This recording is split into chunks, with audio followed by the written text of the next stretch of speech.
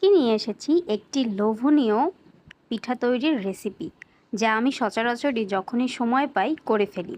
Hello everyone, this is me রাখি রয় from colour রাখি। Welcome to my another mini blog video. তো কেমন জানি হঠাৎ করে রিলস ঘাঁটতে ঘাঁটতে চোখে পড়লো পাটিসাপটা পিঠা। আর এমনিতেও আমার পাটিসাপটা পিঠাটা বরাবরই খুব পছন্দের। পাটিসাপটা পিঠা, কুলি পিঠে, ভাপা পিঠা, সেই কাজ বানিয়ে ফেললাম পাটিসাপটা পিঠে। ঘরে কিছু উপকরণ ছিল আর দুই একটা উপকরণ কিনে আনা হয়েছে, এই আর কি। তো একটা জিনিস খেয়াল রাখবেন, যখন কোনো পিঠা বানাবেন সবসময় মেজারমেন্টটা খুবই দরকার।